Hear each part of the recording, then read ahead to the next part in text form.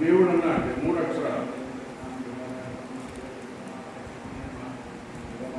అయితే దేవుడు అంటే ఎవరు?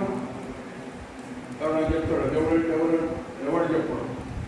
ఒకరు చెప్పినా కానీ మరి ఇంకోటి ఉన్నాడు కదా, వాడేవాడు ఆ పేరు అడుగుతా అడగమా మనం? రాముడు దేవుడు అంటే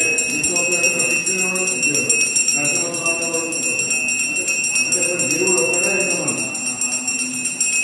దేవుడు ఒకటే మాట చేస్తారు అందరూ. మరి వీళ్ళందరూ కలిసి దేవుడు అందరూ మతం తిన్న వీళ్ళందరూ దేవుడు దేవుడు అది వృక్షం.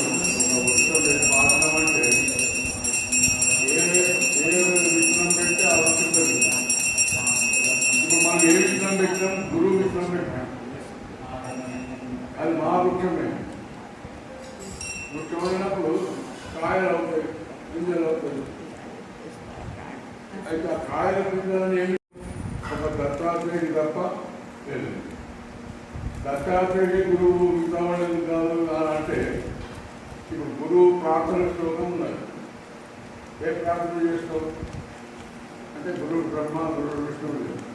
ఇవి ఎవరైనా గురురాని నేటి కాలంలో గురువు వచ్చినా అదే ప్రార్థన, ఆనాడు అదే ప్రార్థన. మరి ఆ ప్రార్థన ఎట్లా పుట్టింది? అవతారం అయినాకనే పుట్టింది కదా. అయితేనే వాళ్ళ పేరు వచ్చినాయండి, లేకపోతే ఎక్కడి నుంచి వస్తుంది? గురు శ్లోకమే లేదు. గురువు ప్రార్థన శ్లోకం పుట్టిందే దత్తుడు పుట్టినాక పుట్టింది.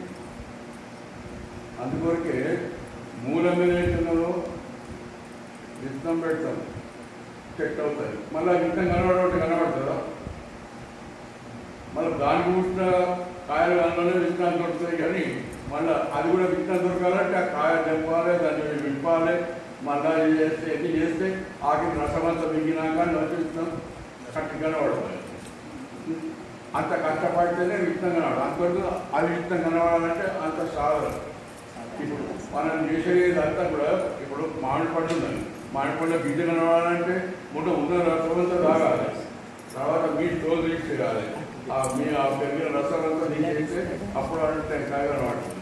అంటే ఈ టెంకాయ కనబడుతుంది ఇదంతా మనం పని చేస్తాం. ఇదంతా సాధన అయితేనే ఆ టెంకాయ బయట సత్యమైంది. ఆయన కూడా గురు మాట్లాడు, గురు నామం మారుతాయి, గురు ఆకారం మారుతాయి, గురు తత్వం మారదు.